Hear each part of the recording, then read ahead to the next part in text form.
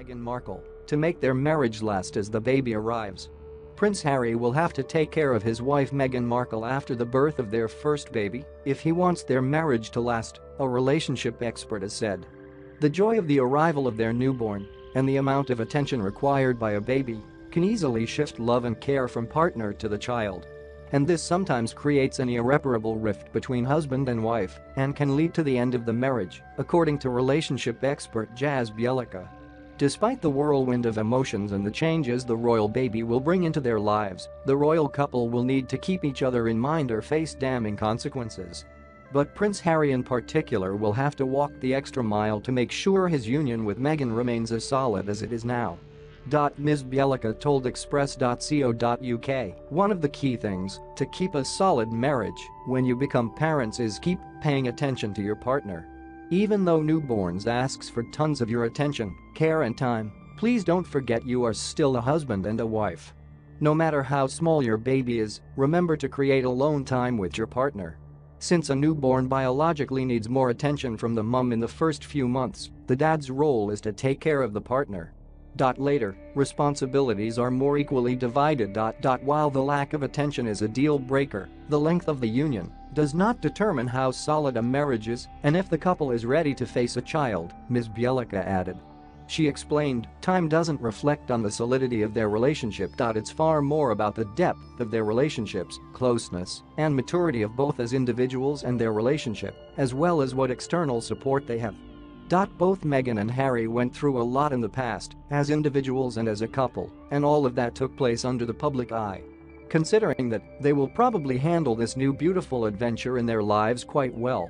The Duke and Duchess of Sussex got married during a fairy tale ceremony followed live by millions of people on May 19, 7 months after announcing their engagement in November 2017. The royal couple, who are believed to have first met on a blind date in summer 2016, were together for little longer than 2 years before they revealed Meghan's pregnancy on October 15. Kensington Palace confirmed the news in a statement. Their Royal Highnesses the Duke and Duchess of Sussex are very pleased to announce that the Duchess of Sussex is expecting a baby in the spring of 2019. Their Royal Highnesses have appreciated all of the support they have received from people around the world since their wedding in May and are delighted to be able to share this happy news with the public. Markle and Prince Harry can't resist Instagramming their hikes either. Turns out they're just like us, after all. Let's face it, unless you're Bear Grylls, you probably don't go on that many hikes. Which means that when we mere mortals do go on hikes, we usually need to document the event because it doesn't count as a hike if you don't inform your Instagram followers that you went into the wilderness.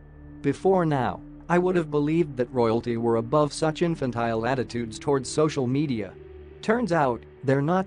Prince Harry and Meghan Markle really are just like us, it seems, after Prince Harry chose to share a very sweet photo of his pregnant wife via the official Kensington Royal Instagram account. In the midst of a hike through the Redwoods Forest in Rotorua, New Zealand, Meghan stands solo amongst the century-old trees that tower above her as she cradles her pregnant stomach and smiles for Harry. She's also captured in the perfect forest light, making her look basically angelic. It's the first time Harry has shared a personal photo of his wife on social media, with the simple credit divided by the Duke of Sussex confirming he was definitely the person behind the lens. The rest of the photo caption had the kind of sincerity that's become a trademark for Harry and Meghan, reading "Thank you New Zealand for the most wonderful last week of our tour. It has been a privilege to meet so many friendly Kiwis. Australia, Fiji, Tonga and New Zealand, we leave feeling inspired and reminded of how every single one of us can make a difference." Meanwhile, Meghan shared her own personal snap of Harry during the preparations for the Invictus Games closing ceremony.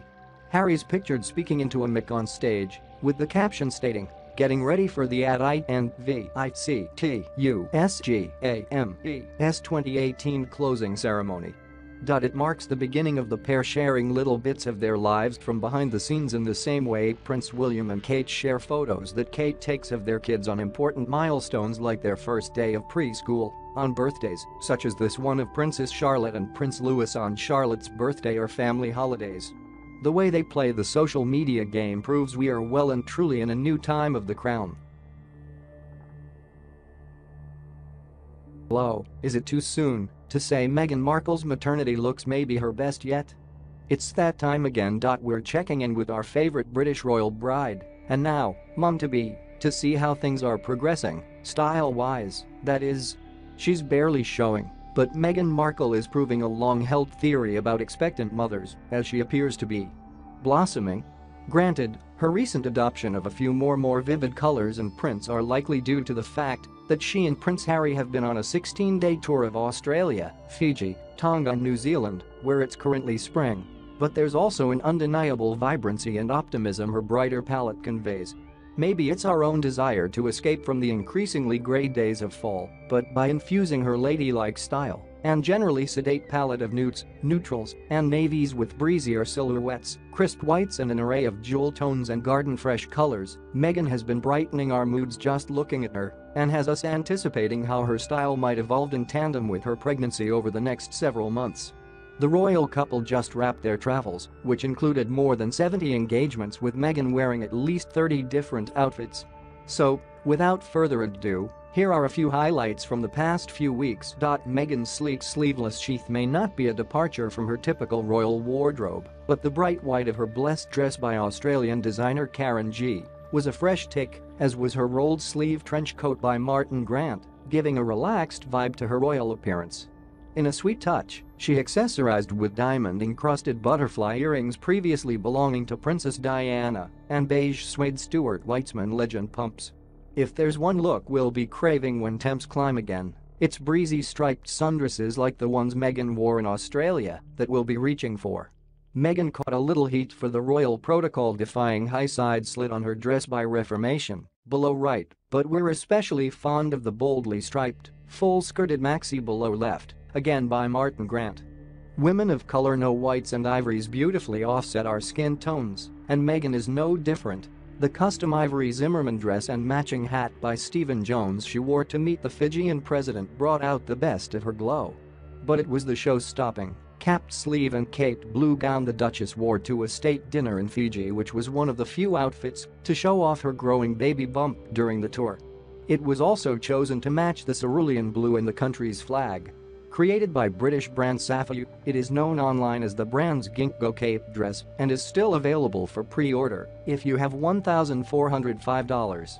But a true hint at how Meghan's maternity style might bloom was the already sold-out red silk ruffled and floral printed dress by Fig she wore to a market in Fiji, which she paired with ankle-tied black espadrille wedges. And for her final appearance in Fiji, the Duchess donned a jewel tone, looking absolutely elegant in an peacock-hued sheath dress by Jason Wu with exposed seams and raw edges. For her arrival in Tonga, Meghan was dazzling in a vibrant red jewel-necked and applique dress by Self Portrait, available for pre-order for $493. But again showing off how great she looks in white, as well as reminding us slightly of her minimalist wedding gown, Meghan's custom sleeveless white gown with embellished shoulders by Thea. Furthering the bridal effect, the Duchess once again wore Princess Diana's aquamarine ring, as she did at her wedding reception in May. And then, there were the shirt dresses, a standard for the Duchess, who wore both a striped version by Martin Grant and a bright blue by Veronica Beard, which she paired with powder blue Mary Jane pumps by Banana Republic for her farewell to Tonga. Doubling back to Australia for an event in Sydney, Meghan wore what was perhaps the most magical of her many dresses on the tour, donning an aviary-embroidered black and white tall tea dress by Oscar de la Renta which entirely befit her fairy-tale princess image. For the Invictus Games, Meghan was cheery and casual in a crimson wrap jacket by Scanlan Theodore, black jeans by Australian brand Outland Jeans, notably, a sustainable brand which combats human trafficking by training and employing women rescued from exploitation, and heels by Sarah Flint. For the evening, she opted for an olive-hued, double-breasted tuxedo dress by Antonio Berardi and buckled, beige ankle-strapped heels by Aquazzura. The heels made an appearance again the following morning as the Duke and Duchess made their departure from Sydney, Meghan wearing a belted burgundy jersey dress by Hugo Boss. When the royal couple arrived in New Zealand, Meghan did so in a checkered trench by New Zealand designer Karen Walker, which she wore over a surprisingly affordable maternity dress by fast fashion retailer ASOS. But gammon elegance was in order for the evening when Meghan wore a black, cap-sleeved cocktail dress by Gabriella Hearst, to give a very well-received speech about voting and feminism, which the Duchess said was simply a matter of fairness. For an outing the next day, the Duchess was casual yet excessively chic in a Club Monaco coat, which she wore a turtleneck by Jack plus Jack and jeans, both in black, and suede lace-up Stuart Weitzman boots, which gave the look a slight edge. For an arts exhibit in the evening, Meghan turned to another New Zealand designer, Maggie Marilyn, for her white, double-breasted tuxedo mini dress, which sported one of our favorite features, pockets, proving a penchant for sleeveless, double-breasted silhouettes. Is this the new boat neck? The Duchess donned another for a reception on Wednesday. In fact, she'd also worn the navy Antonio Berardi dress during an appearance with her now husband in 2017. And again in navy, Meghan made her farewell, first in a dress by Stella McCartney, and then in a sweater and skirt set by Givenchy, piped with royal blue pleats. Notably, these were the same two designers she wore on her wedding day. Considering that the Duchess is already in her second trimester of pregnancy, this may be the last time we see her in non-maternity wear for a while, though we can't wait to see what her custom-made pregnancy wardrobe looks like.